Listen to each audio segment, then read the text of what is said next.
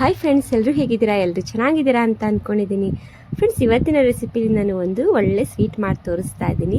ತುಂಬಾ ಚೆನ್ನಾಗಿರುತ್ತೆ ಇದು. ಒಂದ್ಸಲ ಟ್ರೈ ಮಾಡಿ ನೋಡಿ. ಕುಂಬಳಕಾಯಿಂದ ನಾನು ಹುಗ್ಗಿನ ಮಾಡಿ ತೋರಿಸ್ತಾ ಇದ್ದೀನಿ. ತುಂಬ ರುಚಿಯಾಗಿ ಬರುತ್ತೆ. ದೇವರ ನೈವೇದ್ಯಕ್ಕೂ ಕೂಡ ತುಂಬಾ ರುಚಿಯಾಗಿರುತ್ತೆ. ಒಂದ್ಸಲ ಟ್ರೈ ಮಾಡಿ ನೋಡಿ ಈ ವಿಧಾನದಲ್ಲಿ. ಇದು ಹೇಗೆ ಮಾಡೋದು ಅಂತ ನೋಡ್ಕೊಂಡು ಬರೋಣ ಬನ್ನಿ. ಹೊಸಬ್ರು ಯಾರು ನೋಡ್ತಾ ಇದ್ದಿಲ್ಲ ಪ್ಲೀಸ್ ನನ್ನ ಚಾನಲ್ಗೆ ಸಬ್ಸ್ಕ್ರೈಬ್ ಮಾಡ್ಕೊಂಡು ನೋಡಿ. ವಿಡಿಯೋ ಇಷ್ಟ ಆದರೆ ಲೈಕ್ ಮಾಡಿ, ಕಮೆಂಟ್ ಮಾಡಿ, ಶೇರ್ ಮಾಡಿ. ನೋಡಿ ಫ್ರೆಂಡ್ಸ್, ನಾನಿಲ್ಲಿ ಒಂದು 3 ಹೋಳು ಇರುತ್ತೆ, 3 ಹೋಳಷ್ಟು ನಾನು ಕುಂಬಳಕಾಯಿನ ತುರಿದು ಇಟ್ಕೊಂಡಿದ್ದೀನಿ ಈ ಥರ. ನೆಕ್ಸ್ಟ್ ನೋಡಿ, ಈಗ ನಾನು ಇದನ್ನು ಒಂದು ಪಾತ್ರೆಗೆ ಸೇರಿಸಿ ಇಟ್ಕೊಂಡಿದ್ದೀನಿ. ಇದಕ್ಕೆ ಒಂದು ಚಿಕ್ಕ ಗ್ಲಾಸಷ್ಟು ನೀರನ್ನ ಸೇರಿಸ್ಕೊಂಡಿದ್ದೀನಿ. ನಾವು ಕಾಫಿ ಕುಡಿತೀವಲ್ಲ ಆ ಗ್ಲಾಸಷ್ಟು ನಾವು ನೀರನ್ನ ಸೇರಿಸಿಟ್ಕೊಂಡಿದ್ದೀನಿ. ಇದು ಲೋ ಫ್ಲೇಮಲ್ಲಿ ಇಟ್ಕೊಂಡಿದ್ದೀನಿ. ಇದನ್ನು ಕುದಿಸ್ಕೊಳ್ತೀನಿ. ಚೆನ್ನಾಗಿದು ಹಣ್ಣಾಗೋ ತನಕ ನಾವು ಕುದಿಸ್ಕೊಳ್ಬೇಕಾಗುತ್ತೆ. ಹಾಗೆಯೇ ನೋಡಿ ಈ ರೀತಿಯಾಗಿ ನಾನು ಕುದಿಸ್ಕೊಳ್ತಾ ಇದ್ದೀನಿ. ನಂತರ ನಾನು ಒಂದು ಬೌಲಷ್ಟು ಅಂದರೆ ಇದು ಕಡಲೆಬೇಳೆನ ಕುದಿಸ್ಕೊಂಡು ಇಟ್ಕೊಂಡಿದ್ದೆ. ಅದನ್ನು ಕೂಡ ರೆಡಿಯಾಗಿದೆ. ಇವಾಗ ಕಡಲೆಬೇಳೆನ ಅದು ಹಾಕಿದ್ರೆ ತುಂಬ ರುಚಿಯಾಗಿ ಬರುತ್ತೆ. ನೋಡ್ತಾ ಇದ್ದರೆ ಇದು ಹಾಗೇ ಇಟ್ಕೊಳ್ಳೋಣ. ನಂತರ ನೋಡಿ, ಈಗ ನಾನು ಇದು ಲೋ ಫ್ಲೇಮಲ್ಲಿ ಇಟ್ಕೊಂಡು ಕುದಿಸ್ಕೊಂಡಿದ್ದೆ ನೋಡಿ. ಕುಂಬಳಕಾಯಿ ಅದು ಪೂರ್ತಿಯಾಗಿ ಕುದ್ದಿದ ನಂತರ ಈಗ ನಾವು ಕಡಲೆಬೇಳೆನ ಕುದಿಸ್ಕೊಂಡಿರ್ತೀವಲ್ಲ ಅದನ್ನು ಕೂಡ ಪೂರ್ತಿಯಾಗಿ ಇದನ್ನ ನೀರು ಸಮೇತ ನಾನು ಸೇರಿಸ್ಕೊಳ್ತಾ ಇದ್ದೀನಿ. ಇದು ಕೂಡ ನಾವು ಒಂದ್ಸರಿ ಮಿಕ್ಸ್ ಮಾಡಿಕೊಂಡು ಇದನ್ನು ಕುದಿಯೋಕ್ಕೆ ಹಾಗೇ ಬಿಟ್ಕೊಳ್ಳೋಣ. ಇದೆಲ್ಲ ಕುದಿಯೋ ತನಕ ನಾನು ಈ ಕಡೆ ಗ್ಯಾಸ್ ಮೇಲೆ ಒಂದು ಚಿಕ್ಕದೊಂದು ಪ್ಯಾನ್ ಬಿಸಿ ಮಾಡೋಕ್ಕೆ ಇಟ್ಕೊಂಡಿದ್ದೆ ನೋಡಿ. ಇದೇ ಒಂದು ಬೌಲಲ್ಲಿ ನಾನೀಗ ಅದೇ ಸೇಮ್ ಬೌಲಲ್ಲಿ ನಾನೀಗ ಬಾಂಬೆ ರವೆನ ತೊಗೊಂಡಿದ್ದೀನಿ. ಇದನ್ನು ಕೂಡ ನಾನು ಚೆನ್ನಾಗೀಗ ಲೋ ಫ್ಲೇಮಲ್ಲಿ ಇಟ್ಕೊಂಡು ಸ್ವಲ್ಪ ಫ್ರೈ ಮಾಡ್ಕೊಳ್ತೀನಿ. ಇದು ಸ್ವಲ್ಪ ಕಲರ್ ಚೇಂಜ್ ಆಗಬೇಕು. ಇದೆಲ್ಲ ನಾವು ಚೆನ್ನಾಗೀಗ ಫ್ರೈ ಮಾಡ್ಕೊಳ್ಳೋಣ. ನೋಡ್ತಾ ಇದ್ದಿರಲ್ಲ, ಈ ರೀತಿಯಾಗಿ ನಾನೀಗ ಹುರ್ಕೊಳ್ತಾ ಇದ್ದೀನಿ. ಈಗ ರೆಡಿಯಾಗಿದೆ ರವೆ ಕೂಡ. ಇದನ್ನು ನಾನು ಒಂದು ಬೌಲ್ಗೆ ತೆಗೆದಿಟ್ಕೊಳ್ತೀನಿ. ಇದನ್ನ ಹಾಗೆ ಇಟ್ಕೊಳ್ಳೋಣ. ನೆಕ್ಸ್ಟ್ ನೋಡಿ, ಈಗ ನಾನು ಇದು ಕುದಿಯೋಕ್ಕೆ ಇಟ್ಕೊಂಡಿದ್ದೀನಿ. ಇದೆಲ್ಲ ಚೆನ್ನಾಗಿ ಕುದ್ದಿದೆ. ಕುಂಬಳಕಾಯಿ ಮತ್ತು ಹಾಗೆಯೇ ಕಡಲೆಬೇಳೆ ಹಾಗೆಯೇ ಕುದಿಸ್ಕೊಂಡಿದ್ದೆ. ನಂತರ ಈಗ ನಾನು ರವೆ ಕೂಡ ಸೇರಿಸ್ಕೊಂಡಿದ್ದೀನಿ. ರವೆ ಕೂಡ ಸೇರಿಸ್ಕೊಂಡ ನಂತರ ಒಂದ್ಸರಿ ಚೆನ್ನಾಗಿ ಮಿಕ್ಸ್ ಮಾಡ್ಕೊಳ್ಬೇಕಾಗುತ್ತೆ. ಇದನ್ನು ಲೋ ಫ್ಲೇಮಲ್ಲಿ ಇಟ್ಕೊಂಡು ಈಗ ನಾವು ರವೆ ಎಲ್ಲ ಚೆನ್ನಾಗಿ ಕುದಿಸ್ಕೊಳ್ಳೋಣ.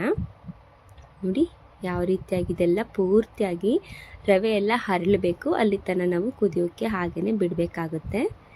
ನೋಡ್ತಾ ಇದ್ದಿಲ್ಲ ಎಷ್ಟು ಚೆನ್ನಾಗಿರುತ್ತೆ ಗೊತ್ತಾ ಫ್ರೆಂಡ್ಸ್. ಇದು ಈ ಥರ ಕೇವಲ ಕುಂಬಳಕಾಯಿಂದ ಈ ಥರ ಹುಗ್ಗಿನ ಮಾಡಿಕೊಂಡ್ರೆ. ಈಗ ನೋಡಿ, ಅದೇ ಬೌಲಲ್ಲಿ ನಾನು ರವೆ ಯಾವ ಬೌಲಲ್ಲಿ ತೊಗೊಂಡಿದ್ದೆ ಅದೇ ಬೌಲಲ್ಲಿ ನಾನು ಬೆಲ್ಲನ ತೊಗೊಂಡಿದ್ದೀನಿ. ಈಗ ಬೆಲ್ಲ ಸೇರಿಸ್ಕೊಂಡಿದ್ದೀನಿ. ಈಗ ಚೆನ್ನಾಗಿ ಇದನ್ನು ಕೂಡ ನಾವು ಲೋ ಫ್ಲೇಮಲ್ಲಿ ಇಟ್ಕೊಂಡು ಇದನ್ನು ಚೆನ್ನಾಗಿ ಕುದಿಸ್ಕೊಳ್ಬೇಕಾಗುತ್ತೆ. ನೋಡ್ತಾ ಇದ್ದಿಲ್ಲ, ಇದು ಪೂರ್ತಿಯಾಗಿ ನಾವು ಕುದಿಸ್ಕೊಳ್ಳೋಣ. ಇವಾಗ ಇದಕ್ಕೆ ನಾನು ತುಪ್ಪನೂ ಸೇರಿಸಿಲ್ಲ, ಹಾಗೆಯೇ ಎಣ್ಣೆನೂ ಸೇರಿಸಿಲ್ಲ. ಹಾಗೆ ನಾನು ಮಾಡಿ ತೋರಿಸ್ತಾ ಇದ್ದೀನಿ.